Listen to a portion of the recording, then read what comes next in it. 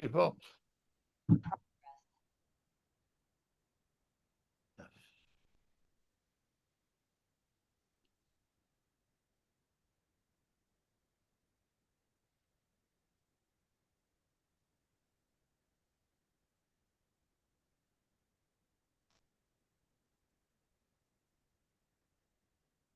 C'était le surmont du complexe militaro-industriel sous Staline, les mangeurs d'acier.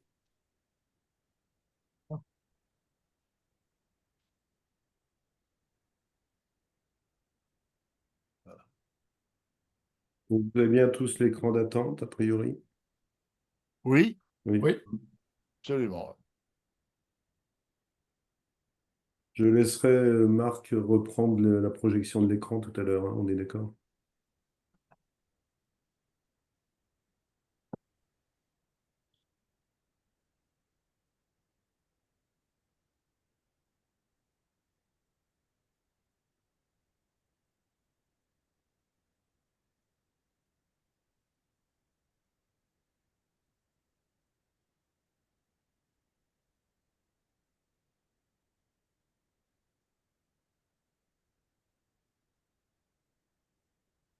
les participants vont tous se brancher en même temps, visiblement.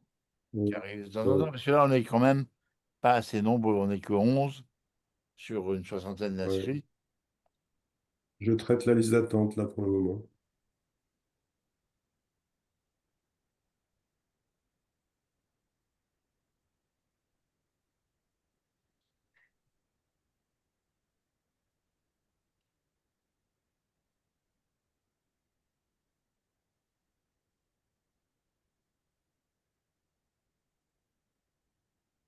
Bonsoir tout le monde.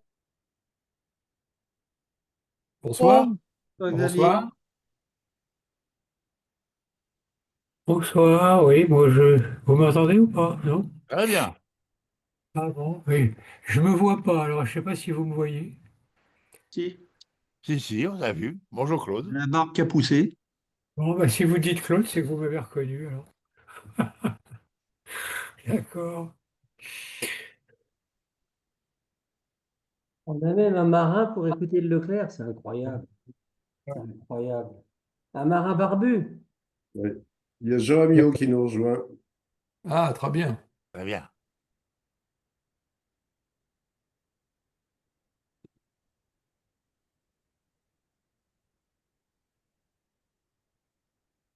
Alors, notre ami Xavier Lebac est passé du rôle de conférencier à celui d'auditeur.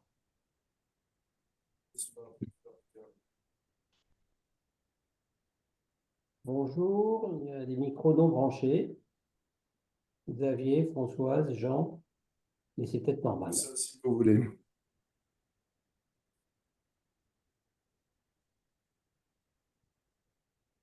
Et j'ai que deux photos, moi. La photo de Marc Chassilian, euh, C'est euh, l'essentiel. Ouais. oui, et puis toi, Olivier, c'est tout. Bon, c'est les deux principaux, hein. Bah, vous pouvez régler dans le mode galerie et dans ce cas-là, Oui. vous voyez peut-être plus de participants. Absolument. Parce que moi, j'ai tout le monde, quasiment tout le monde. Oui.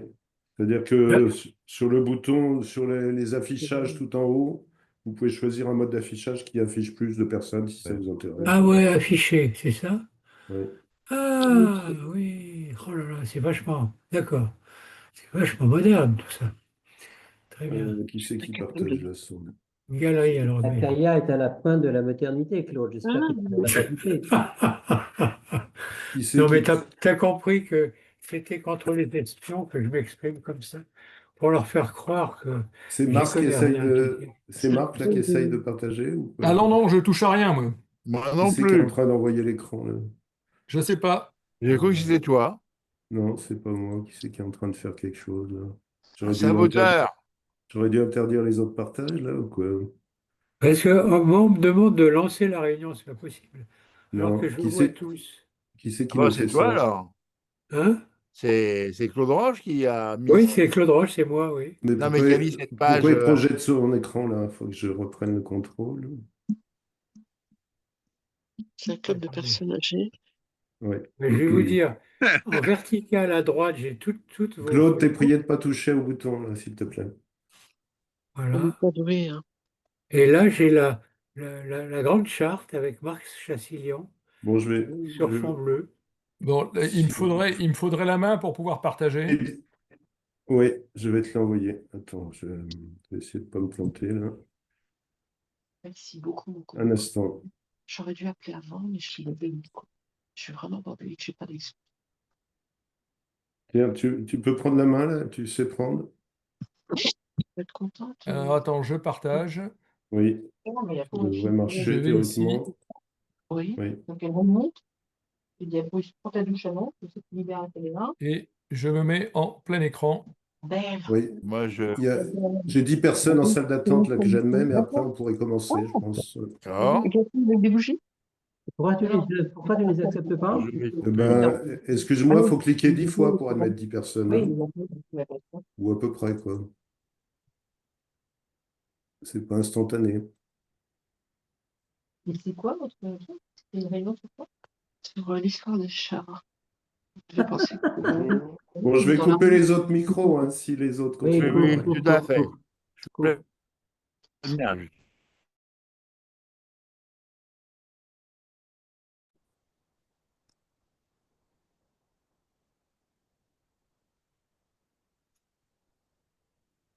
Alors, l'essentiel, c'est de savoir si tout le monde m'entend. Oui, moi, je t'entends bien. Bon, Parce que j'ai conservé le micro pour pouvoir faire ta présentation. ok. Oui, c'est bon.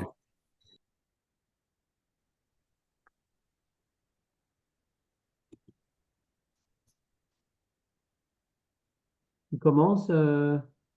Il est 18h30, ouais, je pense que vous Il est pourriez. 10h30, on peut y aller. D'accord. Eh bien, j'ai vraiment un grand plaisir parce que nous restons dans la vieille famille des blindés de vous inviter à écouter Marc Chassillan, qui est, alors le pape a été élu la semaine dernière, mais je pense que Marc Chassillan est un pape des blindés en général, et il a une compétence et une connaissance du Charles Leclerc qui est exceptionnelle.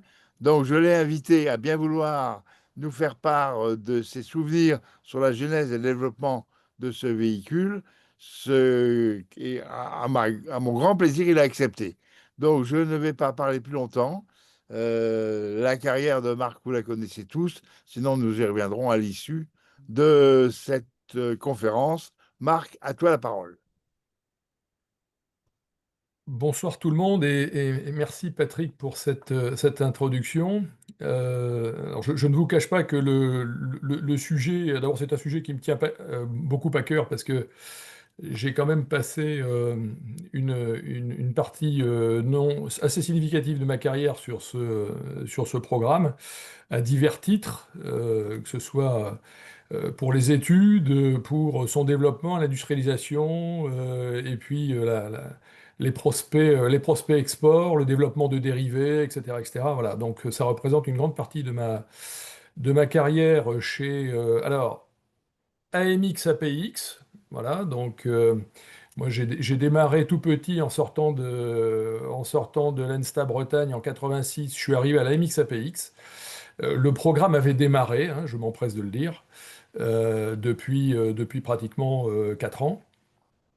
Et puis j'ai fait une grande partie de ma carrière chez Giat Industries, puis Nexter, voilà, que j'ai quitté en 2011.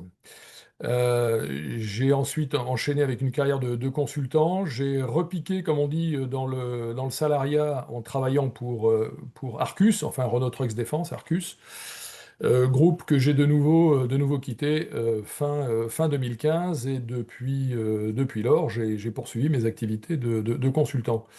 Alors j'ai des activités assez variées à la fois de consultant technique pour un certain nombre de noms de la BITD. Donc, je reste fondamentalement un ingénieur, hein, donc je fais du conseil en ingénierie, j'aide les gens à répondre à des appels d'offres, ce qui n'est pas toujours facile. Je les aide dans le marketing produit, la stratégie, les alliances, etc., etc. Alors, à côté de ça, j'ai quelques petites... j'ai pas mal d'occupations. Je suis membre de la AT. Voilà. Je salue au passage mon président vénéré, Jean Amiot. Je suis membre du conseil du COPAM. Donc le COPAM, c'est le conservatoire des blindés d'Arcus. J'ai fait un jour partie de la chaire d'économie de défense de l'IHEDN avec notre camarade Olivier. Et puis j'écris beaucoup. D'ailleurs, voilà la preuve. J'écris beaucoup. J'écris des bouquins sur les blindés. Je suis scénariste de BD. Les aventures du colonel Mareuil, voilà, c'est un beau colonel de l'armée française comme on les aime et qui emploie des matériels Scorpion. Et puis j'ai écrit énormément, enfin j'écris toujours énormément d'articles dans les revues spécialisées de défense, en particulier le magazine Raid, pour lequel j'ai écrit énormément de hors-séries consacrées aux blindés, à l'artillerie, au génie, voilà, tout un tas de choses comme ça. J'ai écrit pour la revue de la Défense nationale, j'ai écrit pour Défense, j'ai écrit pour European Defense Review, voilà. Donc ça, c'est mes activités diverses et variées. Voilà. Je rentre dans le vif du sujet immédiatement et je remonte à l'année 75, euh, qui est une année absolument essentielle puisque c'est cette année-là qu'est créée la sous-commission Char-Futur au sein de la commission blindée de l'armée de terre. Alors 1975, simplement un petit rappel historique, c'est à peine 10 ans après la première livraison des AMX-30, du premier AMX-30. Hein. Les premiers AMX-30, c'est 65-66. Donc c'est à peine 10 ans après, et on commence déjà à réfléchir à ce que sera l'après AMX-30, sachant que en 1970, il y avait déjà eu une préétude pour un char 1985, ce qui est quand même très intéressant. Et moi, j'ai eu l'occasion de mettre la main sur les archives de cette époque, en particulier les comptes rendus de cette sous-commission Char Futur, et se plonger dans ces rapports, c'est absolument fascinant. À différents titres. La première, c'est la méthode qu'avaient choisie nos aînés, hein, je vais dire nos aînés, pour faire mûrir le besoin du char futur, avec différents groupes de travail consacrés aux capacités, aux performances générales du char, consacrés à son coût de possession, consacrés à la façon dont on allait le mettre en service. Et il y avait vraiment une réflexion très prospective. Alors cette sous-commission Char Futur, elle était nourrie de différentes choses. Elle était nourrie par la réflexion propre des équipes dites intégrées, hein, puisque cette commission faisait appel à tous les talents possibles de l'écosystème ministère de la Défense. Donc il y avait aussi bien des officiers de l'armée de terre que des ingénieurs des corps de l'armement qui intervenaient. Il y avait des experts de tout ce qu'on peut imaginer. Alors à l'époque, ça s'appelait pas la DRM, ça s'appelait le BRI, c'est-à-dire le Bureau de renseignement de l'état-major, qui nourrissait régulièrement la sous-commission avec des informations venant des différents programmes de nos alliés et bien sûr des développements de l'Union soviétique, puisque nous étions en pleine guerre froide et que l'objectif premier, c'était de mettre en service un char qui puisse un jour défaire le char soviétique d'en face. Moi, ce que j'ai retenu de cette sous-commission, outre la méthode extrêmement intéressante, qu'on pourrait tout à fait reproduire 40 ans après, parce que je ne pense qu'elle n'a pas pris une ride, cette méthode de réflexion, cette méthode d'analyse, qui a fait aussi appel à un certain nombre de simulateurs, ce qui était pour l'époque assez osé, hein, parce que la simulation en était vraiment assez balbutiement. Ce que je retiens des conclusions de cette sous-commission char futur, c'est que le char futur n'était pas un char, c'était un système multiplateforme 40 ans avant le MGCS. Donc on présente le MGCS comme une percée conceptuelle parce qu'on ne va pas remplacer un char par un char, mais on va remplacer un char par un système multiplateforme. Eh bien, en fait, la nouveauté, c'est raté. On y avait déjà pensé il y a 40 ans.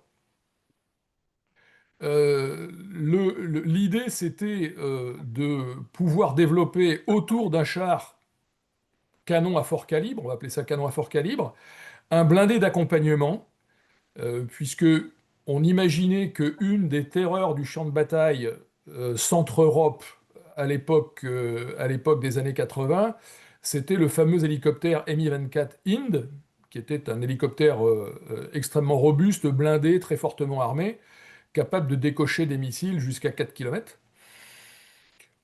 On ne voulait pas mettre sur le char principal un armement anti-hélicoptère, sinon on aurait transformé le char en arbre de Noël. Donc on en revient toujours aux mêmes réflexions sur le multiplateforme.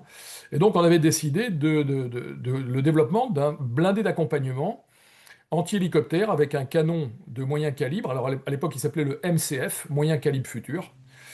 Et puis capable de faire aussi ce qu'on appelle un appui lumière et un appui fumigène. Donc l'appui lumière, c'était, comme son nom l'indique, pouvoir tirer les obus éclairants. Et un appui fumigène, c'était la capacité de créer un rideau fumigène à 1000 ou 1500 mètres des unités de char amis pour pouvoir aveugler les conduites de tir adverses. À côté de ça, il y avait un véhicule poste de commandement et de détection, chose qui était très très très nouveau aussi pour l'époque, puisque un de ces avatars sera repris plus tard dans le véhicule blindé modulaire sous la forme d'un véhicule de détection et de contre-mesure, dont je m'empresse de dire qu'il n'a jamais vu le jour. C'était un concept beaucoup trop avancé et beaucoup trop osé pour que tous les conservatismes ne le tombent pas dessus et le tuent. Et puis enfin, il y avait un véhicule blindé de tout temps et tout terrain de ravitaillement de l'avant, puisque l'analyse que l'on faisait du champ de bataille aéroterrestre face au pacte de Varsovie, c'était plus que de la haute intensité, on va appeler ça de l'hyper-intensité, et que on n'imaginait pas que les chars puissent être ravitaillés par de braves camions qui seraient arrivés par la route. Et donc il fallait mettre au point aussi une doctrine complètement nouvelle de ravitaillement quasiment sous le feu, ou pas très loin du feu, au moyen d'un engin dédié. Donc ça, c'était très intéressant. Ce qu'on trouvait aussi dans les rapports de cette sous-commission Char Futur, c'est un certain nombre d'éléments chiffrés que je vous livre tels qu'ils sont reproduits, mais ils sont assez édifiants. Je vous rappelle quelle était la posture de l'armée française à cette époque-là. Nous étions presque en deuxième échelon de l'OTAN. Le premier échelon étant constitué par les corps d'armée de la Bundeswehr, la 7e armée américaine, le corps britannique, la British Army of the Rhine, qui occupait un créneau dans le nord de l'Allemagne. Et nous étions en deuxième échelon avec les Belges et les Hollandais pour éventuellement boucher un trou que les Russes auraient fait dans nos défenses. La commission Char Futur avait recommandé l'achat d'un peu plus de 1400 chars pour pouvoir doter toutes nos divisions, doter nos formations d'école, l'entraînement, un volant, on va dire, un volant de maintenance, hein, sachant qu'un certain nombre de chars ne seraient jamais prêts pour le combat immédiatement, donc il y avait un volant de maintenance, et tout ceci nous amenait à 1440 et quelques chars, dont 1200 en ligne, et un des rapports extrêmement intéressants sur la façon dont ces chars seraient utilisés, c'est que l'attrition, on prévoyait une attrition d'à peu près 800 chars en 2 semaines. 800 chars en 2 semaines. L'idée maîtresse de ce char, c'était une supériorité en matière de feu, dans la mesure où il aurait pu être amené à combattre dans un rapport défavorable de 1 contre 3 face aux chars soviétiques.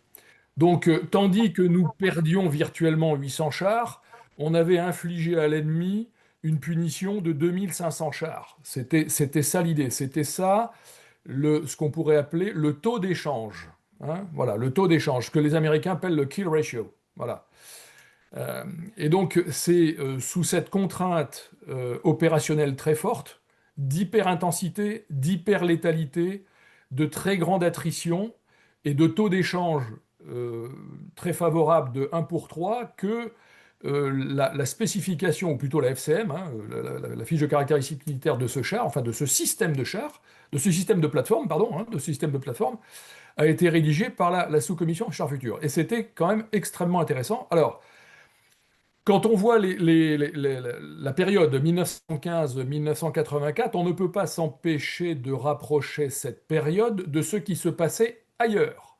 Alors, qu'est-ce qui se passait ailleurs? Eh bien, les Soviétiques mettaient en service le T-72. En 1974, les premiers prototypes du char Léopard roulaient. Peu de temps après, les prototypes du char M1 américain roulaient. En 1973, c'est la guerre du Kippour. La guerre du Kippour, je le rappelle, c'est 3000 chars détruits en 3 semaines. 3000 chars détruits en 3 semaines. Ce qui fera que les Israéliens et l'arme blindée israélienne totalement meurtrie par ces combats lancera dans la foulée le développement du Merkava.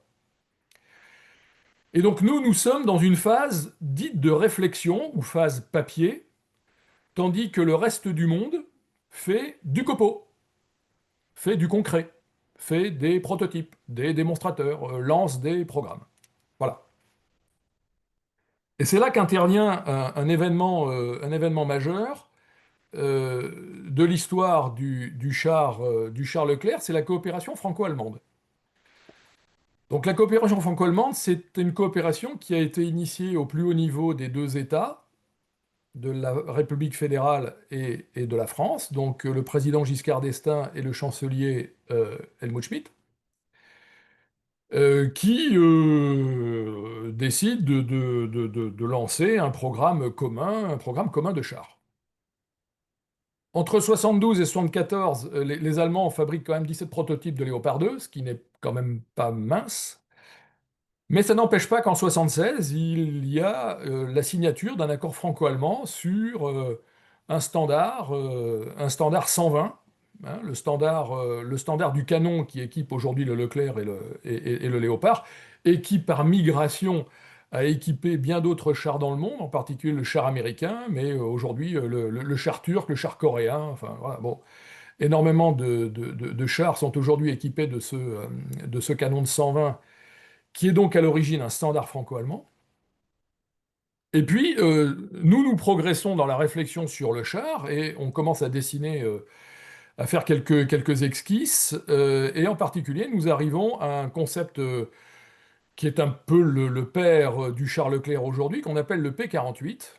Alors ce P-48, c'est un char extrêmement compact, comme son nom l'indique, de 48 tonnes, qui est immédiatement comparé au Léopard 2, qui lui a le mérite d'exister. Et une des caractéristiques de ce projet P-48, c'est qu'il est beaucoup plus court que le char Léopard, et donc son châssis est plus léger d'un peu plus de 3 tonnes, 3 tonnes et demie, voilà.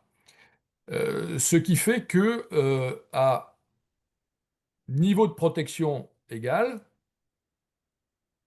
il est beaucoup plus léger que le Léopard, qui doit monter, lui, à plus de 50 tonnes pour réaliser le même niveau de protection. Un autre différenciant, c'est que le Léopard, par la volonté de l'armée allemande, c'est un char à 4 hommes. Le P-48 est un char à 3 hommes. Et donc, il y a aussi un nouveau gain de masse qui est effectué sur la tourelle, qui est beaucoup plus plate, et qui a, du coup, des surfaces exposées inférieures à celles du Léopard, ce qui génère de nouveau un gain sur la masse consacrée à la protection.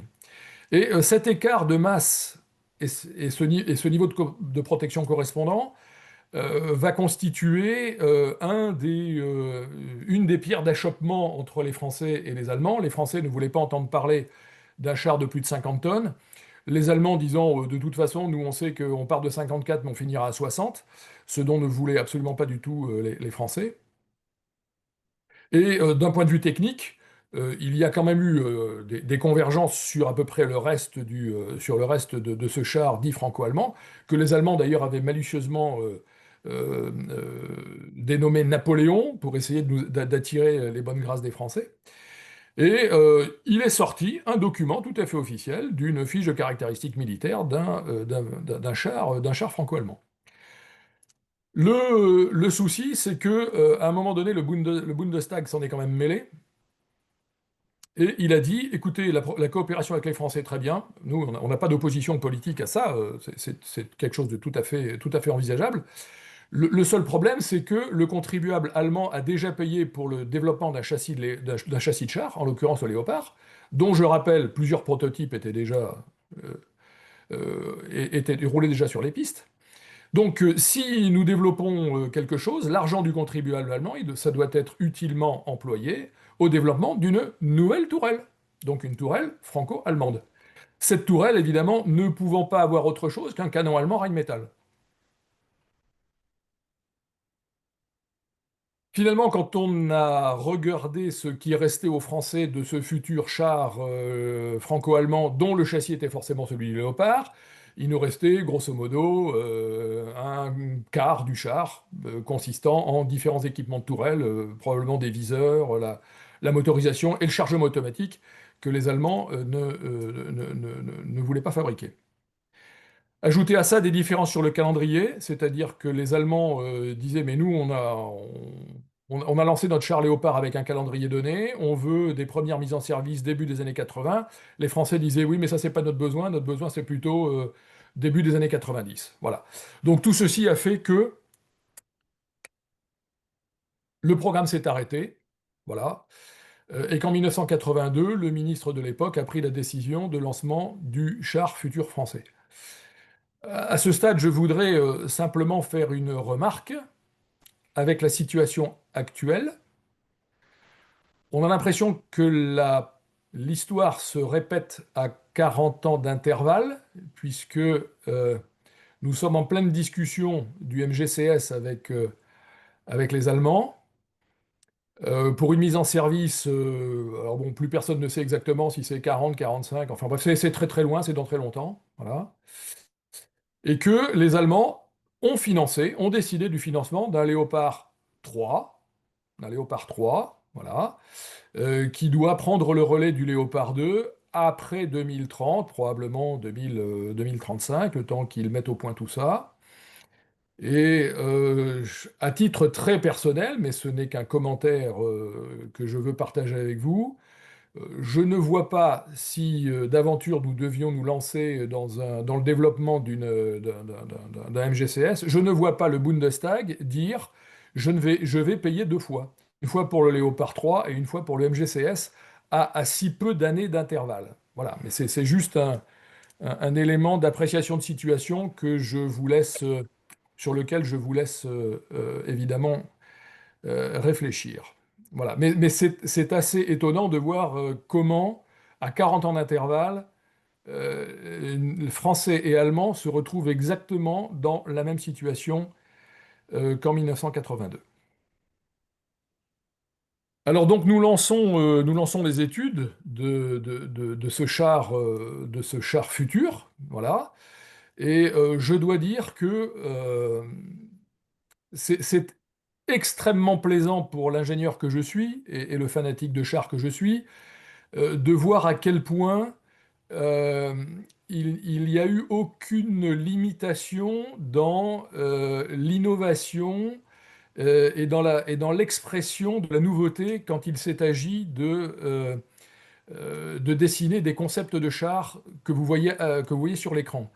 Je crois que les ingénieurs de l'époque, hein, de l'AMX et de la DTAT, hein, ont dessiné à peu près toutes les formules possibles et imaginables, avec des chars à tourelle classique, des chars à tourelle deux hommes, des tourelles téléopérées, des tourelles en superstructure, des groupes motopropulseurs à l'arrière, de manière assez conventionnelle, je dirais, des groupes motopropulseurs à l'avant, puisque à l'époque, on commençait à avoir quelques informations sur le Merkava, qui, comme vous le savez, a pour principale caractéristique d'avoir un groupe motopropulseur à l'avant.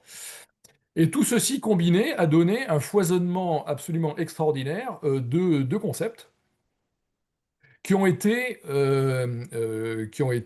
évalués suivant des grilles extrêmement précises de paramètres et de performance, de mobilité, de protection, de capacité de feu, de détection, reconnaissance, identification, d'emplacement des optiques, Merci beaucoup. etc., etc. Finalement, en 1986, le concept dit TC2, donc tourelle classique numéro 2, est sélectionné. Parce que c'est lui qui présentait un excellent compromis, on va dire, entre les performances attendues et le niveau de risque qui était associé. Et donc c'est sur cette base qu'a été développé le char Leclerc. Et ce char Leclerc, dans son architecture projetée de 1986, n'était réalisable qu'à la condition de mettre au point un moteur compact. En fait, si le char Leclerc existe, c'est parce que le moteur hyperbare a été mis au point. Sinon, on aurait eu des moteurs tout à fait classiques, comme celui du Léopard 2, et il fallait rajouter 1 mètre pratiquement au châssis du char. Donc la faisabilité et les performances principales du char sont en grande partie dues au fait que nous avions l'intention de développer un moteur totalement révolutionnaire qui est à la base de la faisabilité même et de l'existence même du char Leclerc. C'est vraiment quelque chose d'extrêmement important. Alors je ne vais pas vous infliger l'histoire du moteur hyperbare. Si ça vous intéresse, vous retrouvez ça dans mon livre. Le moteur hyperbare, enfin le procédé hyperbare, c'est un procédé thermodynamique qui avait été imaginé et mis au point euh, par Monsieur Melchior, et qui consistait en fait à augmenter considérablement le taux de compression et le taux de suralimentation d'un moteur diesel, de façon à ce que dans une cylindrée donnée, on puisse délivrer quasiment 2 fois plus de chevaux qu'avec un moteur simplement turbo-compressé. Donc le moteur du Léopard 2 délivre 1500 chevaux, il fait 12 cylindres et 48 litres. Le moteur hyperbare du char Leclerc délivre ces mêmes 1500 chevaux avec un moteur de moins de 16 litres et de 8 cylindres.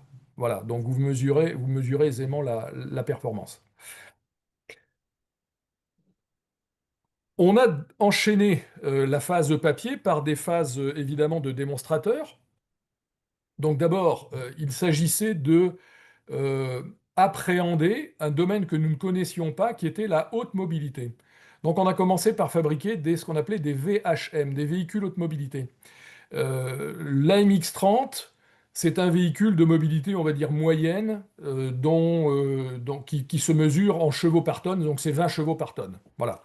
Et là, il fallait passer à 30 chevaux par tonne. Donc il était essentiel d'avoir des véhicules haute mobilité, donc des démonstrateurs, des mulets, euh, avec lesquels nous nous sommes familiarisés avec la notion de haute mobilité, donc de l'accélération, des franchissements d'obstacles, des vitesses en tout terrain, etc., etc. Voilà. Donc on a fait plusieurs VHM, on en a fait 3 d'ailleurs, hein, des véhicules haute mobilité. Et le troisième châssis de véhicule haute mobilité, il a servi à faire ce qu'on appelle le mulet système complet, quand on lui a mis une tourelle. Donc la tourelle, c'était la tourelle TSC, tourelle système complet, pour faire, alors non pas un char Leclerc, pour faire un mulet système complet. C'est-à-dire que fonctionnellement, cette chose qui est projetée là, elle a à peu près toutes les fonctionnalités attendues du char Leclerc, mais elle n'a pas encore complètement les formes du char Leclerc. Voilà. Ce mulet de mobilité, il a permis de déverminer énormément de choses, en particulier de la fonction feu, du tir en marche associé à la haute mobilité, etc., etc. Voilà, des évaluations ergonomiques. On a mis sur ce mulet système complet ce qu'on appelait un espion, hein, donc c'était une grosse boîte, je me rappelle, c'était une grosse boîte blanche, qui permettait de regarder et d'espionner toutes les informations qui passaient sur le bus de données, puisque une des grandes révolutions du char Leclerc, ça a été d'introduire la numérisation complète du char, alors qu'avant nous avions des chars, si j'ose dire, mécaniques ou électromécaniques. Là, on passait à un char entièrement numérisé avec un digibus qui avait été emprunté au Mirage 2000 de Dassault. Voilà. Donc c'est un système qui a été abondamment testé sous toutes les coutures, comme vous pouvez l'imaginer, avant que nous passions à une phase de prototype. Donc on a fabriqué 6 prototypes, à peu près moitié-moitié entre l'AMX APX et l'usine de Roanne. Donc l'usine de Roanne, c'était l'usine qui était pressentie évidemment pour fabriquer les chars Leclerc. Et donc le fait de leur faire fabriquer des prototypes, ça permettait de commencer à les familiariser avec l'objet qu'ils auraient à construire en série. Voilà. Donc tous ces prototypes ont fait l'objet de campagnes complètes pour la qualification et la mise au point de toutes les fonctions. Donc il y avait des prototypes plutôt dévoués ou dévolus à la mobilité, d'autres à la fonction feu, etc. Bon, il y en a un qui a été sacrifié, puisqu'il a quand même bien fallu tirer pour vérifier que les blindages tenaient bien. Voilà. Et tout ceci nous amène, voilà. Alors c'est ce que je voulais vous montrer, au moteur hyperbare, le fameux moteur hyperbare, qui est en fait la clé de l'architecture du Leclerc, hein, encore une fois, enfin la clé de sa compacité et la clé de sa faisabilité, et qui permettait en fait d'avoir un char plus léger que les autres, tout en étant d'être aussi protégé que les autres. Voilà. Mais ce n'est pas une conférence sur le moteur hyperbare. Voilà. Alors, le char Leclerc et Mat. Le char Leclerc et Mat, on est passé d'un programme, comme je le disais au début, de 1445 chars, ce qui était prévu par la sous-commission chars futurs, à 406 en 3 séries, avec des paliers en fonction des LPM. Hein, alors, il y a eu des paliers à 545, il y a eu des paliers à 600 et quelques. Enfin bref, bon, finalement, on est arrivé à 406. Mais le fait d'arriver à 406 tient pratiquement du miracle, parce qu'en 1994, le programme a failli être annulé. Alors pour tout un tas de raisons. La première, c'est que 1994, l'armée française se retrouve, comme toutes les autres armées européennes, sans véritable ennemi, enfin sans véritable ennemi de haute intensité. Donc un certain nombre de gens se disent, bon, qu'est-ce qu'on va faire de nos chars? L'autre aspect, c'est que d'un point de vue strictement politique, le fait d'avoir gagné le char, le contrat aux Émirats, faisait qu'entre guillemets, les usines étaient chargées. Donc si les usines JIAT étaient chargées, les syndicats étaient contents, donc c'était peut-être pas la peine de commander des chars supplémentaires. Enfin, je caricature à peine, hein, mais c'était le niveau des réflexions qui se faisaient dans les cabinets ministériels à l'époque. Et donc en 94, il a failli y avoir un couperet qui tombe sur le programme Leclerc, et pour dire les choses clairement, c'est-à-dire pas de commande de Charles Leclerc pour la loi de programmation 96-2001, quelque chose comme ça. Voilà. Et donc on se serait arrêté à la production de 135 chars. Bon. Heureusement, on est allé au-delà, on est allé jusqu'à 406, hein, fabriqués jusqu'en 2008, en 3 séries, série 1, série 2, série 21. Bon, je ne vais pas vous infliger les différences qui existent entre toutes ces versions. Il y a eu tout un tas d'évolutions sur l'optronique, le bus, etc., etc. Là, on va dire que l'évolution la plus significative d'un point de vue matière, c'est la série 21 qui a des blindages de nouvelle génération par rapport aux deux autres séries.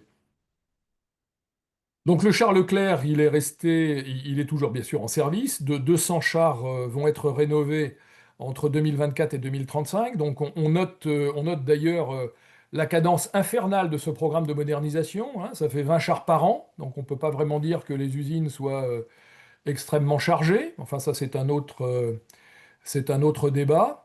Et puis, en parallèle de ce char, mais j'y reviendrai tout à l'heure, on a développé un dépanneur qui lui-même a une histoire qui est particulièrement inintéressante, mais je vais couper dans les virages parce que sinon on y serait jusqu'à 10 heures ce soir. Alors, ce qu'on peut dire sur ce char Leclerc EMAT, c'est que, enfin, ce programme EMAT, c'est plusieurs choses. La première, c'est que pour JIAT Industries, ça a constitué une révolution industrielle, puisque, comme je le disais, on est passé d'un char mécanique ou électromécanique, la MX-30, à un char système. Donc, intégrer de la mécanique, c'est pas la même chose qu'intégrer du système. C'est-à-dire que non seulement il a fallu que les bureaux d'études se mettent à niveau, mais il a fallu que la production se mette à niveau. Et en particulier à Roanne et à Tarbes, donc à Tarbes où était fabriquée la tourelle, et à Roanne où était fabriqué le châssis et l'intégration finale du char. Il a fallu complètement revoir les procédés de fabrication par rapport à la MX-30, et surtout toute la partie d'intégration système avec des bancs électroniques. Alors c'était une révolution à Roanne, hein, que de faire de l'intégration système en production avec des bancs électroniques, mais il a bien fallu le faire. Et puis l'autre grosse évolution que je voulais signaler, c'est que du temps des arsenaux, donc du temps du GIAT, que j'ai connu et que certains anciens qui m'écoutent ont évidemment bien connu, euh, la part de fabrication interne dans un char, en l'occurrence la MX-30, c'était quasiment 90%. En fait, sur un MX-30, quand on regarde bien, le seul équipement ou gros morceau qui était acheté à l'extérieur, c'était le moteur, qui était acheté chez Hispano. Tout le reste était fabriqué dans les établissements du GIAT. Et même l'optique, qui étaient des optiques APX, hein, des optiques APX, ou des optiques SOPLM, qui étaient fabriquées par les ateliers optiques de l'époque. Mais tout, depuis le toit de la tourelle jusqu'à la chenille, était fabriqué dans ces arsenaux du GIAT, ce qui représentait 90% de la valeur ajoutée. Avec le Leclerc, cette valeur ajoutée, elle est descendue à 25%. Alors, il y a eu tout un tas de raisons pour ça. La première raison, elle est politico-industrielle, c'est-à-dire que toute la BITD terrestre française voulait jouer avec le Leclerc et voulait être dans le char Leclerc. Donc, on a réparti les morceaux de char Leclerc dans toute la BITD, hein. C'est comme ça que... Alors, Patrick connaît parfaitement bien l'histoire des viseurs, hein. Il y avait un viseur-chef chez SFIM et puis un viseur tireur chez Sagem. Un chargement automatique qu'on a donné à Creusot-Loire, alors qu'en fait l'atelier de Tarbes en avait développé un aussi. Voilà, les motorisations de tourelle qui étaient données chez CS Défense, etc., etc. Donc il y a eu un puzzle industriel qui était destiné à satisfaire, entre guillemets, le côté vitrine technologique de la BITD française, et ce qui a fait que la valeur ajoutée de Jet Industries dans son char Leclerc a été quasiment divisée par 3 par rapport à la MX-30. Donc ça aussi, ça a évidemment beaucoup contribué à ce qu'est devenu Jet Industries, à ce que sont devenus les centres, en particulier Tarbes qui a disparu. Voilà. Donc tout ceci a eu beaucoup de conséquences. L'autre aspect qui est intéressant dans le programme Leclerc, EMAT, encore une fois, c'est qu'à côté du char, nous avons développé tout un environnement. Cet environnement comprenait des bancs électroniques, le fameux D2G, hein, voilà, bon, qui est né pratiquement, je dirais, à l'occasion du Leclerc, pas forcément pour le Leclerc, mais enfin à l'occasion du Leclerc. Des engins aussi indispensables que des porte-chars, des wagons, des camions-citernes destinés à faire le plein sous pression des chars, comme sur les Formule 1, hein, voilà. Des simulateurs, bien sûr, des bancs complets de simulateurs. Donc ça aussi, c'était une révolution par rapport à la MX-30, puisqu'on est allé jusqu'à faire des simulateurs d'entraînement d'équipage. Un poseur de pont, le Sprat, l'engin de franchissement de l'avant, etc., etc. Et puis, il y a eu, à côté du char Leclerc, des développements tout à fait significatifs dans le domaine des munitions. Munitions flèches en particulier, munitions polyvalentes, munitions d'entraînement, ainsi que le développement complet de la gamme Galix, puisqu'on peut dire que d'une certaine façon, le Leclerc a porté sur les fonds baptismaux la solution Galix qui aujourd'hui est répandue sur tous les chars sur tous les chars et tous les blindés de notre armée de terre. Voilà, c'est tout ça le programme, c'est tout ça le programme Leclerc dans sa dimension industrielle, technologique, politique, j'oserais même dire syndicale, voilà, dans son côté soutien, dans son côté maintien en condition opérationnelle, voilà, c'est tout ça. Aujourd'hui, le char Leclerc EMAT équipe 5 régiments, 4 régiments qui sont intégrés dans des brigades blindées, et puis le 5e cuirassier, pardon, qui est aux Émirats Arabes Unis. Donc la rénovation du Leclerc va porter sur 200 chars et 18 dépanneurs. Bon, ce que l'on peut dire, c'est que c'est une rénovation qui prend un certain nombre de briques technologiques qui avaient été développées un petit peu, enfin quelques années avant, comme de manière pratique des nouveaux blindages latéraux, des blindages de mines, un tourello téléopéré. Alors, tourello téléopéré, c'est intéressant parce que il existait sur les prototypes de Leclerc à la fin des années 80 et pour des raisons de coût, on l'a supprimé. Ce qui n'a pas été une décision extrêmement intelligente, pour le rétablir 30 ans après sur le toit du char. Enfin bon, ça c'est l'histoire des programmes. Et puis, nous savons que le char rénové aura bientôt un viseur-chef complètement nouveau, puisqu'il s'agit du Paseo de Safran, qui est sans doute un des meilleurs viseurs meilleur viseur char au monde. Voilà, donc c'est un programme qui est en cours et c'est un programme qui, nous croisons tous les doigts, euh, pour partie, pourrait migrer aux Émirats, puisque les Émiriens ont lancé aussi un programme de rénovation de leur propre char. J'y reviendrai tout à l'heure. Alors, excellente transition, comme on dit à la télé. Le contrat Émirat. Alors, il faut se remettre dans les conditions industrielles et politiques et financières de la création de Jet Industries en 1990. Quand la nouvelle direction prend Giat, devenu Jet Industries, en fait, le catalogue des produits du Giat n'est pas ce qui se fait de mieux, on va dire, pour correspondre aux attentes de marché. Voilà, je dis ça avec toutes les précautions possibles. Et il se trouve que le seul produit nouveau et véritablement révolutionnaire qu'il y a dans le catalogue de ce nouveau Giat Industries, en fait, c'est le Charles Leclerc. Donc, Giat Industries va tout faire pour vendre ce char à l'export, sachant que les quantités EMAT, nous ne faisions aucune illusion sur le fait qu'elles n'allaient pas s'accroître, mais plutôt diminuer. Donc, il nous fallait absolument ce contrat. Bon, ce contrat, je passe les détails. On est parti faire une démonstration en 1992 aux Émirats avec un char EMAT, qui s'est d'ailleurs plutôt bien comporté. Et en 1993, face au char M1 américain et face au char britannique Challenger, les Émiriens choisissent le Leclerc. Bon, évidemment, énorme coup de tonnerre. Pour le nouveau Jet Industries, c'est un défi immense à relever. Il y a quand même 400, presque 400 chars à fabriquer, des dépanneurs qui n'existent pas. En 1993, le dépanneur n'existe pas. Donc ils l'ont acheté sur papier, si j'ose dire, hein. Voilà, comme on achète un appartement sur plan, ils ont acheté le dépanneur sur papier.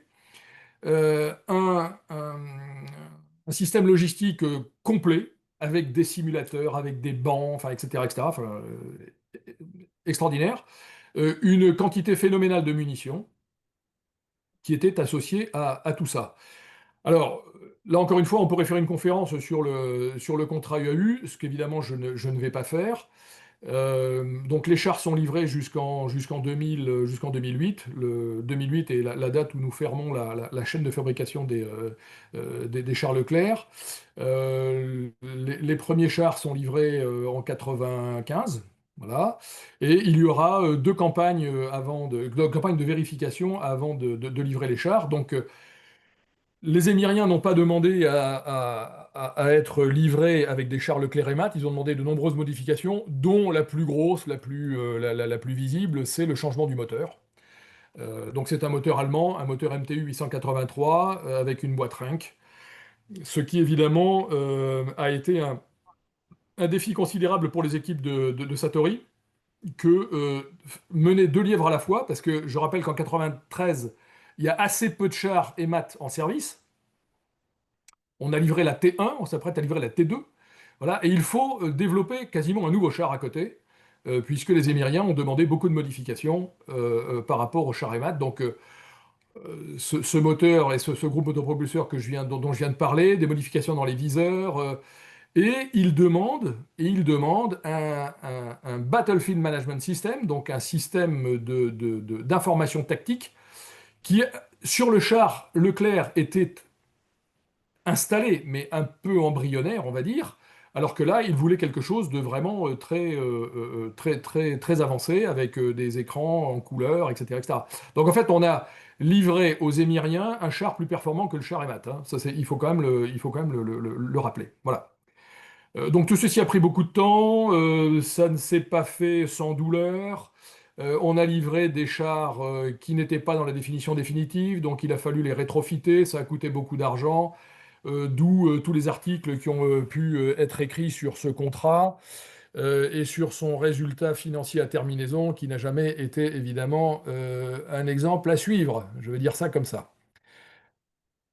Il n'empêche que le char Leclerc des Émirats est le seul char Leclerc qui a fait la guerre.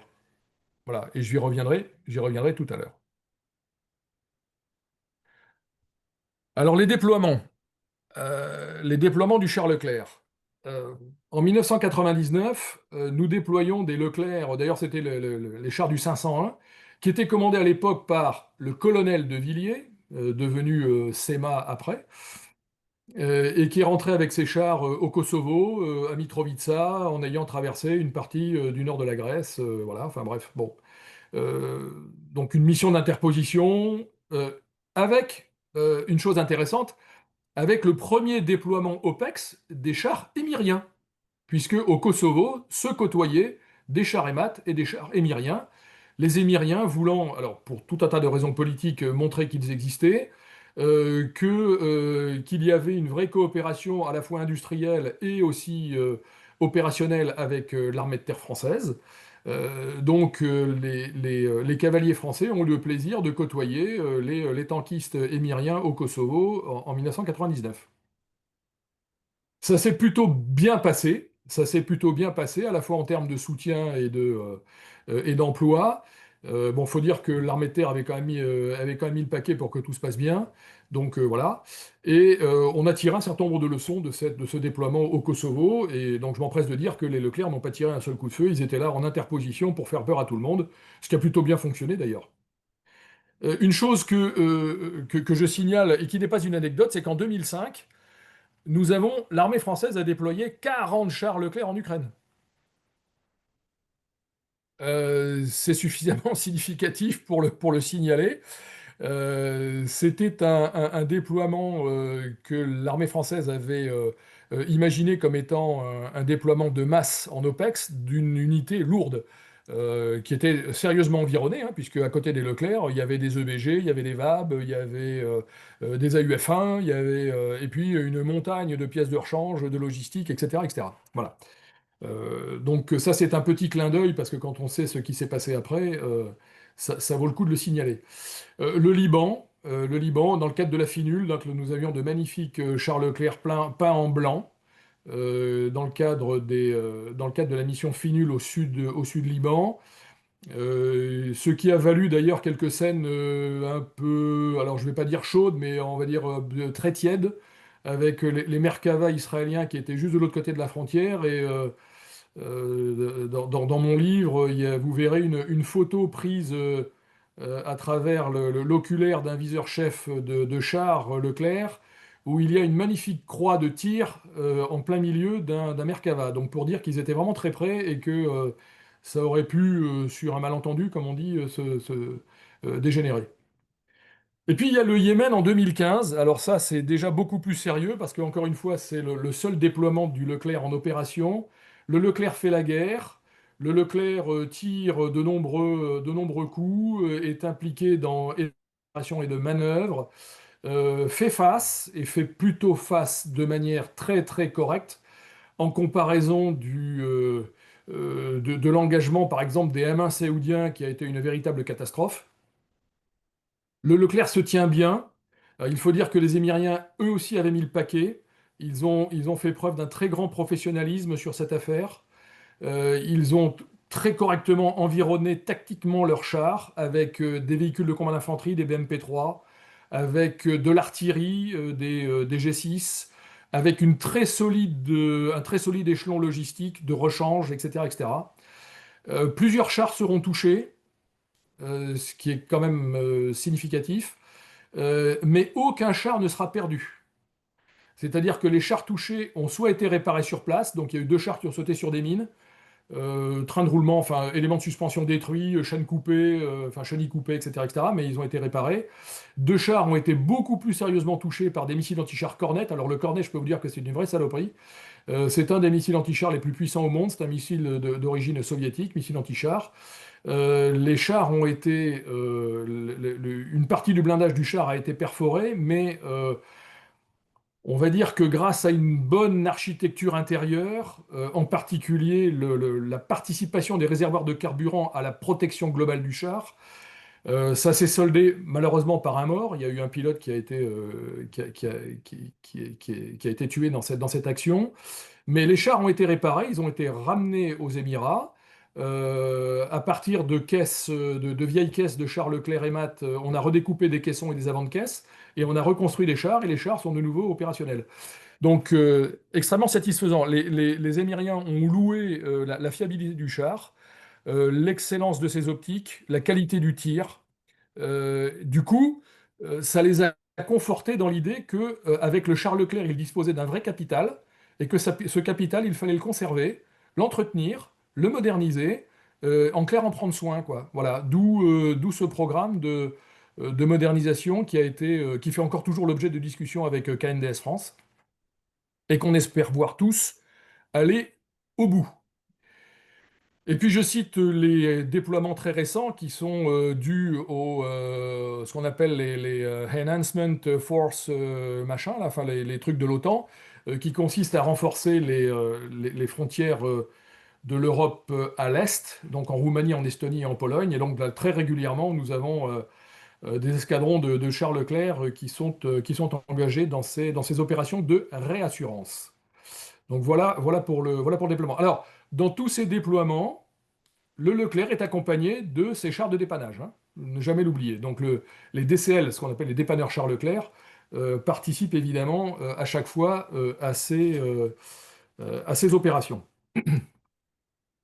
Alors, un petit mot sur l'export, parce que finalement, aujourd'hui, notre char n'est employé malheureusement que par 3 armées. L'armée française, l'armée des Émirats et puis l'armée jordanienne, qui a récupéré sous forme de cadeau une soixantaine de chars des Émirats. Et là, je vous ai mis tous les drapeaux dans lesquels finalement, soit on a fait des offres, soit on a été impliqué dans des opérations, des compétitions, etc., etc. Alors, tout en haut, ce sont les 3 drapeaux, donc Arabie Saoudite, Qatar et Taïwan. 3 drapeaux qui représentent des pays dans lesquels on aurait pu vendre le char Leclerc et on y a été soit empêché, alors sans compétition, hein, je le précise, sans compétition, soit on s'y est pas forcément bien pris. Alors, l'Arabie Saoudite, on a fait les premiers essais en 1995 hein, avec le char Leclerc. Euh, et il y a eu un certain nombre d'opérations, c'était avec la Sofresa à l'époque, un certain nombre d'opérations d'offres qui ont été faites avec l'Arabie Saoudite. Et au moment où on pensait signer, alors je ne vais pas rentrer dans le détail parce que j'ai pas envie de divulguer ce genre de choses, mais on va dire qu'un ministre n'a pas forcément eu la bonne attitude. Et du coup, les Saoudiens ont dit Malèche, tant pis, c'est pas grave. Hop. Ah. Offre pour le Qatar, d'ailleurs, c'était une offre Leclerc, VBCI, César. Une offre budgétaire. Et en 2010, 5 ans après, alors malgré l'entretien de relations extrêmement étroites avec le Qatar, bien sûr, comme vous pouvez l'imaginer, en 2010, le Qatar il dit bah, ok, allez, j'achète 40 chars Leclerc. Et là, on leur dit bah oui, mais les gars, la chaîne a été démantelée en 2008. Bon, de nouveau, Malèche, tant pis, bah, on va acheter des Léopard 2. Et puis Taïwan, alors Taïwan, ça c'est une opération que j'ai suivie de très près, puisque j'étais responsable de cette affaire. Les Taïwanais nous disent, dites, vous nous avez vendu des Mirage 2000, donc très bien, vous nous avez vendu des frégates, très bien, vous nous avez rien vendu dans le domaine terrestre, on veut des chars Leclerc. Puis ils nous le disent comme ça. Donc ça m'a valu Taïwan pour préciser le besoin. Alors bon, je vous passe sur le fait qu'il y avait un certain nombre de modifications à effectuer sur le char Leclerc, et ils en voulaient 400. J'ai fait une offre budgétaire à l'époque de 10 milliards, ce qui les a même pas fait sourciller d'ailleurs. Ils voulaient une quantité impressionnante de munitions, 400 chars, des dépanneurs, enfin voilà, le package complet. Et au moment où on pensait avoir la SIEM, le coup près est tombé. Nous ne vendons plus rien à Taïwan. Nous avons l'intention de rétablir nos relations avec la Chine. Voilà. Donc voilà comment 400 chars Leclerc, définition EMAT, hein, je le précise, nous sont passés sous le nez. Alors ensuite, il y a eu un certain nombre de prospects comme la Turquie, l'Afrique du Sud ou la Grande-Bretagne qui avaient lancé des appels d'offres formels pour renouveler leur flotte de chars. Et en fait, il n'y a eu ni vainqueur ni vaincu dans ces compétitions, puisque dans chacun de ces cas, les Turcs ont décidé de faire un char eux-mêmes. Les Britanniques ont décidé de faire leur Challenger 2, voilà. Et l'Afrique du Sud a laissé tomber le programme. Ils ont dit finalement on n'a pas besoin de chars. Ensuite, il y a eu la Suède. La Suède, c'est la première compétition dans laquelle le Charles Leclerc a été impliqué. C'était en 91. Donc en 91, en fait, qu'est-ce qu'on avait comme Charles Leclerc? On avait des protos. Voilà, enfin, pas beaucoup plus que des protos. C'est-à-dire des choses qui n'étaient absolument pas du tout matures, qui avaient besoin d'encore beaucoup de développement et de progrès et d'évolution pour les amener à un stade acceptable d'emploi. Et donc évidemment, face au Léopard 2, on n'avait pratiquement aucune chance, mais bon, ça a été, on va dire, un galop d'essai. Sachant que, bon, je vous le dis tout de suite, la compétition a été complètement biaisée, puisque au départ, l'armée suédoise avait dit je veux des Léopard 2. Le gouvernement a dit il n'en est pas question, nous allons lancer une compétition en bonne et due forme. Si le Léopard 2 gagne, tant mieux, sinon tant pis. Donc évidemment, je peux vous dire que le FMV, c'est-à-dire l'équivalent de la DGA suédoise, et les militaires suédois ont tout fait pour que le Léopard 2 arrive en tête. Je suis allé aussi en Libye, voilà, c'est le petit drapeau d'à côté, pour faire une offre de 50 chars. Alors c'était à l'époque de Kadhafi, hein, voilà, bon. Et bon, le problème c'est que Kadhafi nous a quittés prématurément, donc évidemment on n'a jamais livré aucun char. Et puis ensuite il y a eu euh, d'autres offres avec la Colombie qui voulait des chars d'occasion. Bon, ça ne s'est jamais fait. Et puis, on a discuté, bien sûr, avec Oman, avec le Koweït. Voilà, mais bon, il y a jamais eu, ça n'a jamais été au-delà. Voilà. Donc voilà un petit peu le bilan export. Le bilan export du Charles Leclerc. Alors, moi, évidemment, je vis depuis 20 ans avec le regret de Taïwan, le regret de l'opération foirée en Arabie et du Qatar. Parce qu'avec tout ça, on rajoutait pratiquement 700 chars à l'inventaire actuel. Alors les dérivés, rapidement, on a imaginé tout un tas de dérivés sur le Charles Leclerc, y compris, vous voyez en bas à droite, un véhicule antiaérien Crotale, qui était en fait destiné à l'Arabie pour remplacer les Shaheen sur MX-30. Bon, le dérivé qui a eu la vie industrielle, la vie opérationnelle la plus intense, c'est quand même le dépanneur. Voilà. Mais à partir de ce dépanneur, on voulait développer aussi un engin du génie qui est en haut au centre. Et puis, ce qui m'a valu quelques missions en Europe de l'Est, en particulier en Ukraine, en Slovaquie et en Pologne, c'est le projet de tourelle T21 que vous voyez en haut à gauche, qui consistait à mettre sur un châssis de char T, alors ça pouvait être un T80, un T72, un T90, une tourelle plus légère que la tourelle du Charles Leclerc, on l'appelait T21, mais qui empruntait le système d'armes du Leclerc, c'est-à-dire le chargement automatique et le canon, redessiné et repackagé dans quelque chose de plus léger, avec des viseurs plus abordables, en particulier un Savant 15 de Safran. Il y a eu des projets de poseurs de pont aussi, et puis en bas à gauche, vous avez le Leclerc qu'on appelait Terminator, c'est-à-dire un Leclerc d'escorte équipé d'une tourelle de 40, de missiles anti-chars et de munitions et de drones. Donc ça, on avait imaginé ça dans les années 2008-2009, avec pratiquement plus de 15 ans d'avance, avec finalement une des versions qu'on a vues ensuite sur le MGCS. Alors, le futur du Charles Leclerc, de manière factuelle, on va dire qu'aujourd'hui, c'est le Leclerc rénové, le Leclerc XLR, 200 exemplaires pour les forces françaises, et puis nous espérons un, un aboutissement positif aux Émirats. De son côté, KNDS France a développé le Charles Leclerc Evo, donc c'est le véhicule beige, pardon, qui est en haut à gauche, qui refont beaucoup la tourelle du Charles Leclerc avec un canon Ascalon de 120 mm, qui conserve le chargement automatique, mais qui a une particularité qui est que ce char a 4 hommes d'équipage, au lieu des 3 prévus dans le Charles Leclerc. Tout ça pourquoi? Parce que le Leclerc Evo rajoute énormément de systèmes et d'équipements à opérer à bord d'un char et qu'un 4e homme s'avère absolument nécessaire. Donc c'est un gars, ou une fille d'ailleurs, hein, puisque maintenant il y a des équipages féminins, qui prend place à côté du pilote, là où était avant le barillet de munitions. En haut à droite, vous avez le Terminator, donc c'est un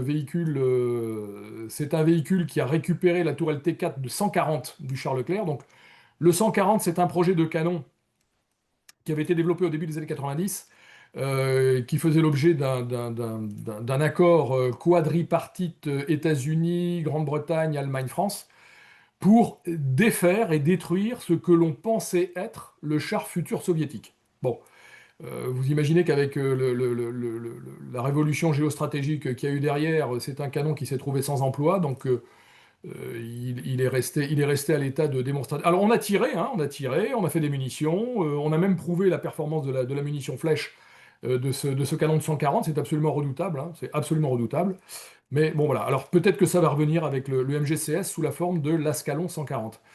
Et puis en bas à droite, vous avez le IMBT, qui était en fait, l'idée c'était en fait de récupérer une tourelle très novatrice de chez KNDS, qui est en fait la même que celle du Leclerc Evolution, capable d'accueillir un système de protection active, un tourello anti-drone, etc., mis sur un châssis de Léopard, voilà, pour représenter ce que pourrait être la coopération franco-allemande. Et je crois qu'il est 19h31 et j'ai tenu mon délai. Parfait, tu reçois tous nos remerciements. Ta conférence était passionnante et je n'ai qu'un regret, c'est qu'elle ne continue pas davantage parce que nous buvions tes paroles. Je vais me permettre de te poser quelques questions un peu dans le désordre en fonction de ce que le chat m'a annoncé. Euh, je te prie de m'excuser si la série des questions que je te pose est peut-être un peu brouillée. D'abord, une question personnelle. Donc, on a livré à l'armée française 406 chars, il en reste 200. Que sont devenus les 206 autres? La question sous-jacente est, sont-ils stockés quelque part? Sont-ils éventuellement récupérables à un moment donné pour les remettre en état et reconstruire sous une version améliorée? Ou sont-ils morts? Alors, ce qu'il faut savoir, c'est que je crois que c'est l'année 2008 ou 2009 où l'armée française a aligné le plus grand nombre de chars Leclerc dans ses régiments. Il y en avait plus de 340. C'est le pic. C'est le pic du parc Leclerc, toute version confondue. Ce qui signifie qu'il y en avait déjà plus d'une cinquantaine qui ne l'étaient pas sur 406. Voilà. Alors en fait, il s'agissait des T1, T2, T3, qui étaient des séries, enfin des séries pré-séries, hein, voilà. Bon. Donc des chars qui n'ont, alors pour les T1 et T2, ça c'est absolument clair, qui n'ont jamais atteint la maturité nécessaire pour les déclarer opérationnels. Dans la foulée, les T3 alors certains T3 ont été cannibalisés pour servir de pièce de rechange aux autres. Il y en a quelques-uns qui ont été transformés en chars Mars. Donc le Mars, c'était un remorqueur. En fait, c'est un char Leclerc. On enlève le chargement automatique, le canon, etc., etc., et on le transforme en remorqueur pour aider les dépanneurs à faire le boulot d'évacuation sur le champ de bataille. Alors, entre ces 350 et les 200 programmés aujourd'hui, donc de 2008 à 2035, en fait, certains chars ont servi encore une fois de magasin de pièces de rechange pour faire fonctionner les autres. Puisque les budgets MCO, hein, ont toujours été complètement squelettiques, en particulier pour le char Leclerc. Donc l'armée de terre, elle a fait ce qu'elle a pu, la pauvre, hein, donc elle a cannibalisé. Et alors j'en discutais il n'y a pas très longtemps avec Charles Baudouin, qui a quand même été patron du programme et patron de la STAT pendant un bout de temps. Il me disait qu'il y avait encore potentiellement, mais j'ai pas été vérifié, je suis pas allé ni à Gien ni à pardon, l'autre établissement de la CIMT là. Bon, enfin, peu importe. Pour aller vérifier, il y aurait 50 chars à peu près complets, encore, en plus des 200. Voilà, me dit-il. Alors tous ceux qui ont été cannibalisés, il reste plus que les caisses et les carapaces. Donc il y a eu des marchés de démolition et de déconstruction que la DGA a passé à des ferrailleurs. Voilà. Donc il y a un certain nombre de Leclerc qui ont été réduits en poudre. Donc voilà ce que je peux dire aujourd'hui de l'état du parc Leclerc. Merci beaucoup. Donc, peut-être que nos casseroles dans nos cuisines sont des Leclerc qui ont été refondus. Il y a notre ami Xavier qui s'est étonné de la longueur du développement d'un char comparativement à la longueur qu'il a connue du développement du porte-avions Charles de Gaulle. Il y a une question d'avenir que nous avons. Quand y aura-t-il, s'il y a un jour, ça l'a remarqué de moi, un char conforme aux exigences de certains partis politiques, à savoir un char électrique et pas un char muni par un diesel? Je veux dire, ou bien, si tu veux, après 2035, pourra-t-on toujours acheter des chars Alors, avec des la moteurs diesel? réponse, oui, la réponse que je vais faire, elle est extrêmement simple. C'est de la physique-chimie, hein, voilà. Ouais, Bon, je sais donc bien. c'est à peu près incontestable. L'énergie contenue dans 1500 litres de carburant correspond à l'énergie embarquée dans des batteries qui occuperaient un conteneur de 20 pieds. Absolument, je suis entièrement d'accord.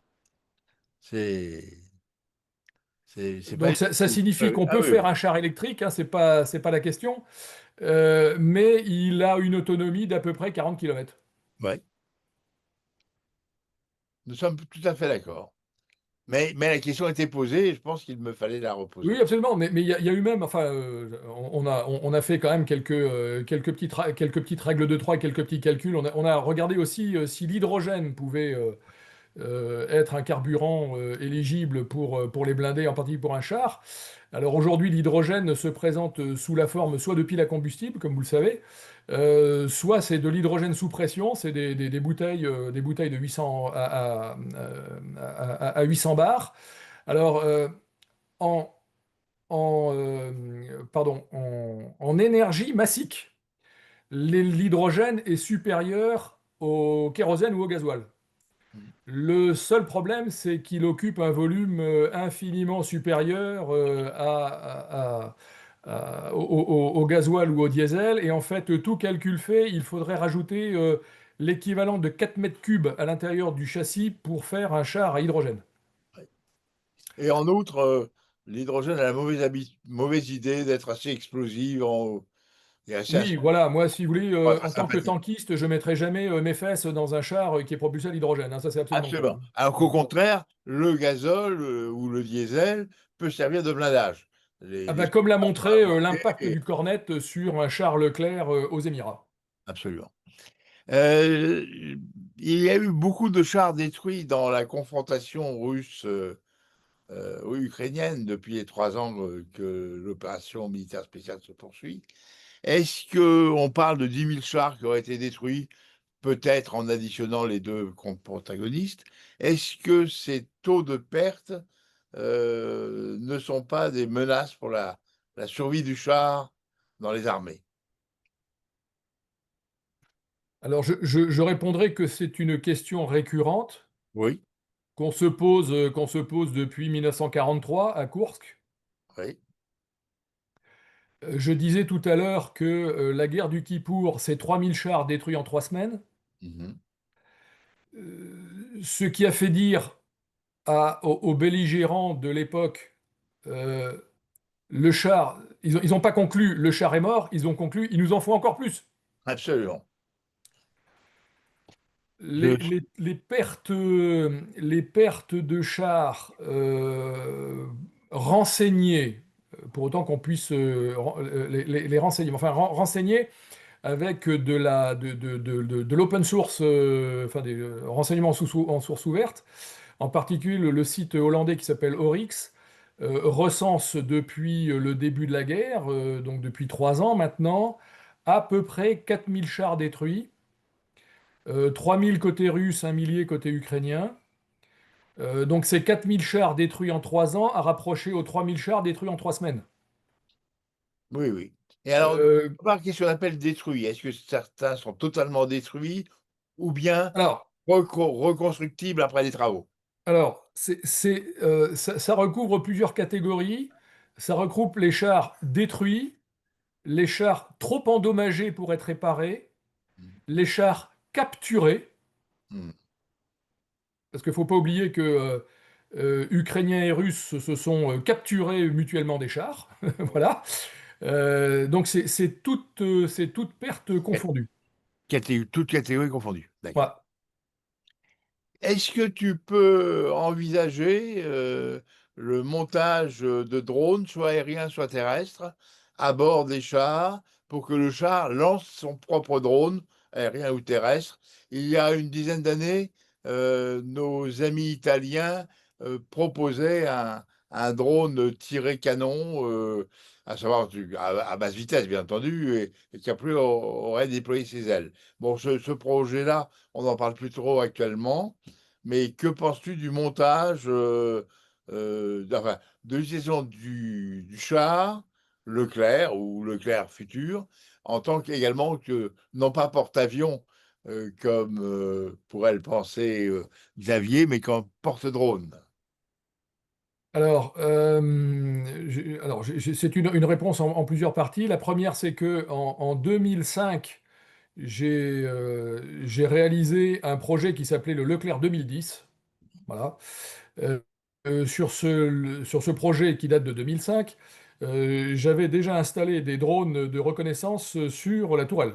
Mhm. Donc, drones consommables, si j'ose dire, qui permettait de voir de l'autre côté de la colline. Donc l'idée, on va dire que l'idée n'est pas nouvelle, elle a déjà une vingtaine d'années. Ce que je note aussi, c'est que sur la plupart des chars qui étaient exposés à Eurosatory l'année dernière, enfin au stand KNDS et au stand Rheinmetall, ils étaient tous dotés, alors avec des niveaux d'intégration sans doute à parfaire, mais ils étaient tous dotés de drones. Alors, soit des drones pour l'observation, alors ça peut être un drone, comme disent les Anglais, teethed, c'est-à-dire un drone avec un fil à la patte, hein, c'est-à-dire un drone on le met sur le toit de la tourelle, on le fait s'envoler. En fait, c'est comme un cerf-volant. Voilà, c'est comme un Ouais, cerf-volant, il a un fil à la patte. L'immense avantage, c'est que ce fil à la patte permet non seulement de transmettre les informations, mais aussi de l'alimenter en énergie électrique. Donc des drones fil à la patte, on peut tout à fait l'imaginer sur un char. Il y a aussi des drones consommables, donc on peut très bien imaginer des tout petits drones, quasiment des drones de poche, que le char éjecte avec des tubes Galix. Ça peut mhm. être des tubes Galix, hein. Oui, Il y a bien des sûr. projets aujourd'hui pour éjecter des mini-drones avec les tubes fumigènes. Donc les tubes fumigènes, c'est les tubes qui font 80 mm. Hein. 80 mm, il y a largement de quoi mettre un petit drone déployable. Donc on éjecte le drone et en fait le drone renseigne l'équipage sur ce qui se passe autour. Ça permet de rentrer dans un immeuble Mhm. par les fenêtres. Ça permet d'aller regarder sur le toit d'un immeuble. Ça permet d'aller regarder de l'autre côté du bosquet ou de l'autre côté de la zone pavillonnaire, de l'usine ou je ne sais pas quoi. Et donc de renseigner le char. C'est complètement consommable, donc on peut le laisser tomber. Il n'y a pas besoin de le récupérer. Et ensuite, il y a quelque chose de beaucoup plus agressif. Ça, c'est la société Rheinmetall qui a proposé ça sur son char KF-51. C'est que le char KF-51 a une nuque de tourelle qui est divisée en deux parties.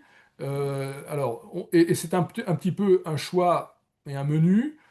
Soit on met moitié drone, moitié obus pour le canon, soit on met la totalité en obus, mais enfin, c'est relativement modulaire. Et donc le char KF-51, sur sa moitié, peut recevoir, je crois, jusqu'à 6 drones d'attaque. Donc là, c'est vraiment du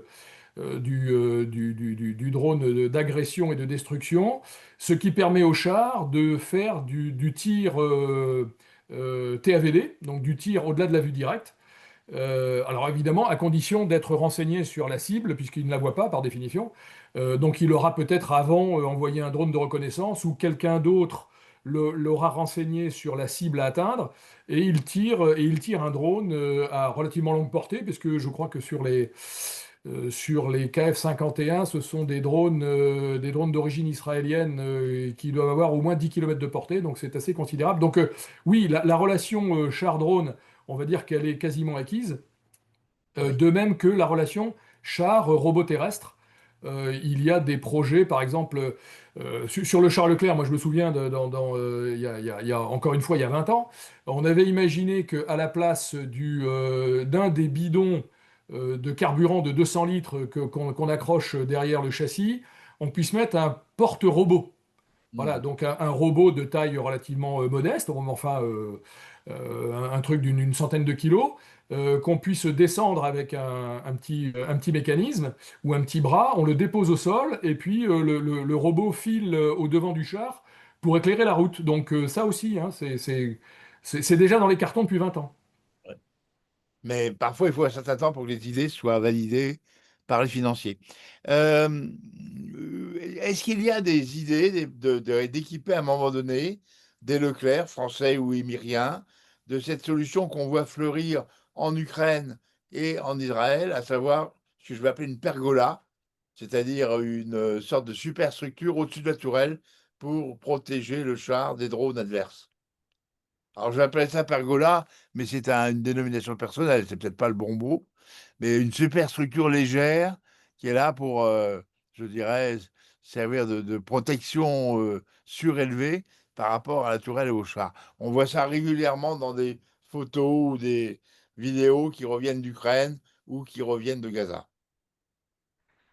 Alors, la STAT, la section technique de l'armée de terre, a dans ses ateliers réalisé sur son initiative d'ailleurs un maquettage pour un VBCI. J'ai vu le VBCI avec ça et pour le Charles Leclerc. Donc il y a des photos qui traînent sur Internet d'un Charles Leclerc avec une pergola.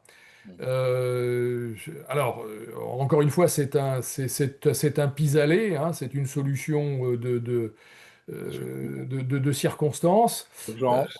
est-ce qu'elle migrera sur la totalité du parc? Je ne sais pas. En tout cas, je pense que l'intention de la STAT était clairement d'attirer l'attention de tout le monde sur le fait que le Leclerc a clairement une fragilité de ce côté-là, comme tous les chars. Enfin, je veux dire, il est pas atteint d'une tare congénitale insurmontable. Voilà, et tous les autres chars sont logés à la même enseigne. Et donc, il faut effectivement trouver des solutions assez rapidement. Alors que ce soit des solutions de camouflage, des solutions de dissimulation, des solutions de protection par grillage, des solutions de protection active, hein. On essaye aussi de regarder en particulier si les solutions de protection active qui ont été mises au point pour contrer les missiles et les roquettes anti-chars sont capables de contrer les drones, Hmm. dont je m'empresse de dire qu'ils ont un comportement qui est complètement différent de celui des missiles et des roquettes, hein. Voilà, quand on voit des vidéos sur le front ukrainien, on voit le drone qui fonce vers le char et puis qui brutalement s'arrête. Ouais. Voilà, moi j'ai jamais vu un missile s'arrêter en plein vol Mais ou une roquette s'arrêter en plein vol. ça a le Voilà, dynamique de vol, donc dynamique. le drone s'arrête, Ouais. le drone s'arrête, il regarde sa cible, il fait le tour, il fait le tour du char. Voilà, il fait le tour du char et il regarde l'endroit par lequel le défaut de la cuirasse, là où il faudrait véritablement taper. Et alors le problème, c'est que aujourd'hui, les algorithmes de traitement du signal d'un radar de protection active n'est absolument pas du tout prévu pour ça. Il est prévu pour traiter des trajectoires balistiques ou des trajectoires semi-balistiques ou semi-tendues d'un missile ou d'une roquette, mais Ouais. certainement pas d'un drone qui fait du surplace, qui repart, qui peut se poser au sol.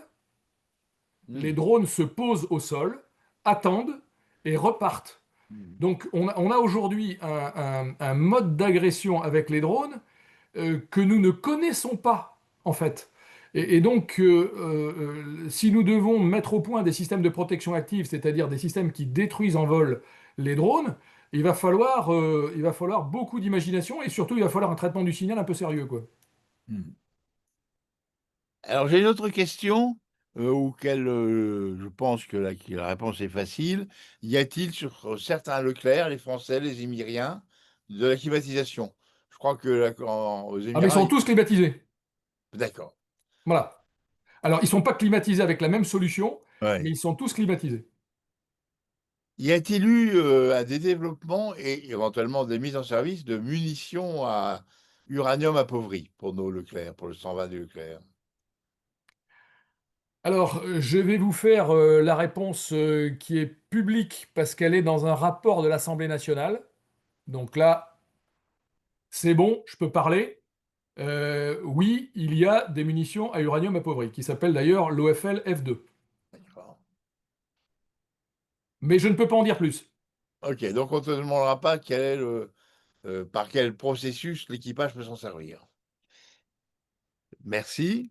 Alors, y a-t-il une idée d'un Leclerc qui serait, ou d'un successeur de Leclerc, qui serait lui-même dronisé, c'est-à-dire qu'en utilisant l'IA, etc., le char serait sans équipage à bord?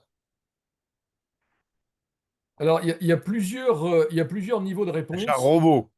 Ouais. Alors, il y a plusieurs niveaux de réponse. Le premier niveau, c'est ce qu'on appelle le char optionnellement robotisé. Mhm. Alors ça, c'est quelque chose que les Israéliens mettent en pratique, hein, puisque on a aujourd'hui dans l'armée israélienne les gros booteurs D9 Caterpillar, ceux qui sont ces énormes machines bulldozers là, qui éventrent les maisons, qui déminent, qui déblayent les rues de Gaza pour que les chars et l'infanterie puissent passer derrière. Donc ce sont des engins qui, évidemment, peuvent être manipulés et pilotés par un pilote humain, si j'ose dire, hein, voilà. Mais le pilote peut débarquer de son véhicule et puis à ce moment-là, il est complètement robotisé. Je rappelle que dans l'armée française, nous avons un véhicule équivalent qui s'appelle l'AMX-30 B2DT, on l'oublie souvent. L'AMX-30 B2DT est un char optionnellement robotisé, c'est-à-dire que, je veux dire, en temps normal, au quartier, en temps de paix, enfin voilà, bon, c'est un pilote qui manipule l'engin, qui le met au garage et qui le fait avancer. Mais pour déminer un champ de mine, le pilote, évidemment, il sort du char et on perd cette machine. Donc c'est une solution que l'armée française connaît, elle est même en service, elle a été qualifiée, développée, voilà. Bon. Donc ça c'est ce qu'on appelle l'optionnellement piloté.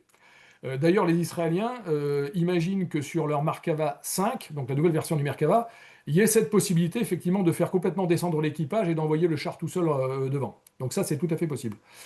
Après, l'autre étape, c'est le char robot, c'est-à-dire il n'y a plus personne à bord, il n'y a plus personne à bord et on le téléopère. Bon, alors ça, c'est peut-être un pas qui sera franchi avec le MGCS. En tout cas, euh, on en parle de ce niveau de robotisation sur le MGCS. Mais aujourd'hui, je pense que le débat n'est pas complètement clos parce que je prends pour exemple le programme de char que les Indiens veulent lancer. Eh bien, c'est un char à 4 hommes. Pour exactement les mêmes raisons que j'ai données tout à l'heure sur Claire Révolution, où on a rajouté tellement de choses sur ce pauvre char que les 3 gars à bord n'y suffisent pas. Et donc, il en faut un quatrième. Et d'ailleurs, ce quatrième, il est appelé opérateur système, ce qui veut évidemment tout dire. Ah oui. Donc, c'est un gars qui sera chargé, par exemple, de manipuler les tourellots qui sont sur le char, qui sera capable de justement d'opérer les drones qu'on envoie en avant, ou le petit robot, ou il sera chargé de la surveillance logistique et de l'état technique du char, etc., etc. Donc, en fait, aujourd'hui, on a on a des tendances tout à fait contradictoires entre des armées qui finalement sont prêtes à repasser du 3 au 4, parce que je rappelle que l'armée indienne, c'est une armée de chars à 3 hommes, puisque ce sont des T-72 et des T-90, donc des Et chars l'argent est à russes 4. à 3 hommes, et que pour son char de nouvelle génération, elle en veut 4. Bon. Qui était Et déjà le puis, cas on a effectivement cette tendance à la robotisation qui veut que les armées essaient d'exposer le moins d'hommes possible au feu ennemi, évidemment, il vaut mieux faire avancer des machines.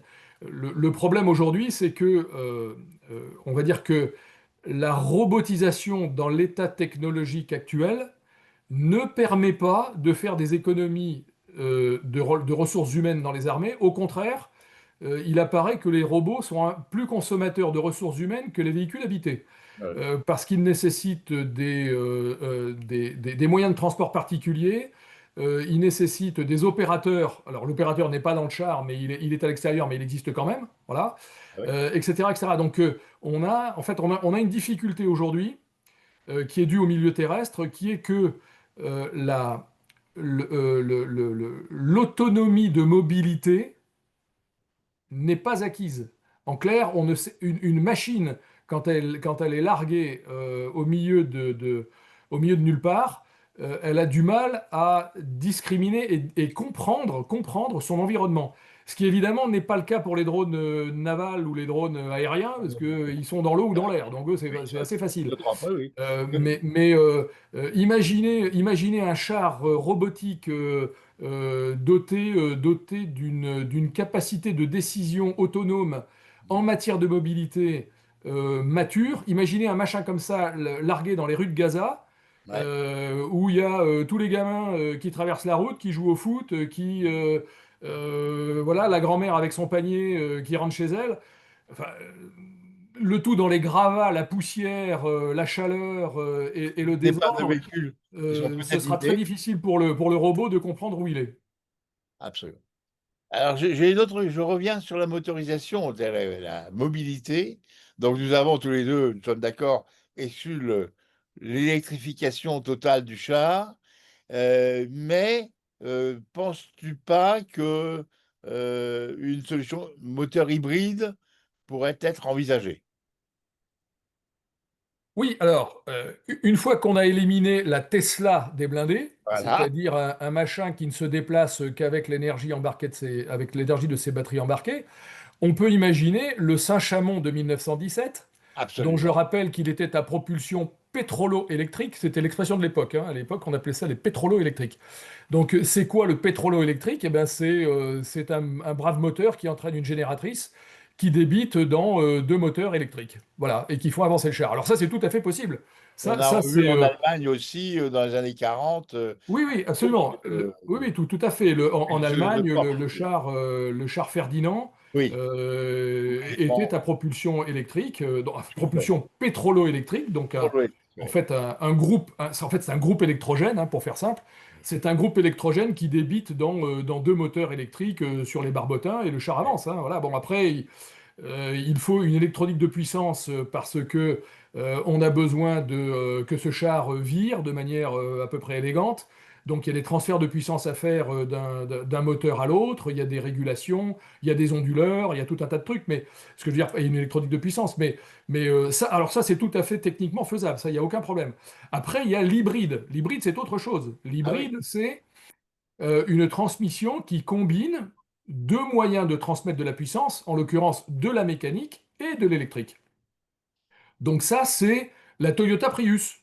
Hein, ouais. la Toyota Prius du début des années 2000, là, celle que tous les Californiens surfeurs branchés avaient, c'est exactement ça, Il y c'est-à-dire avait 3 kilomètres d'autonomie en électrique, hein. voilà, alors il y a très peu de kilomètres qu'on peut faire en électrique parce que les batteries elles sont extrêmement limitées. Par contre, ce que cela permet, mais il faut pour ça que l'emploi du véhicule s'y prête. Et là, la Toyota Prius c'était parfait parce que c'était un cycle urbain Mhm. qui était que la vertu de l'hybride dans ces conditions-là était que l'énergie libérée au freinage et au ralentissement était recyclée et permettait de recharger les batteries. Ce qui fait que quand le véhicule redémarrait, il tirait sur ses batteries et non pas sur son moteur, et c'est de là d'où vient la réduction de consommation. Bon, donc sauf à faire la guerre en ville, Mhm. C'est possible. ce C'est qui est pas. voilà, et en s'arrêtant au feu rouge, hein, je précise, voilà. Les cycles urbains des chars, ça reste quand même un concept un peu vaporeux, pour pas dire l'inverse. Par contre, l'intérêt de l'hybride, c'est autre chose dans le domaine du char ou dans le domaine du blindé. Ce ne sera pas pour faire des économies, parce que ça, alors ça, c'est même pas la peine d'y compter, hein. Donc on va pas faire des Toyota Prius.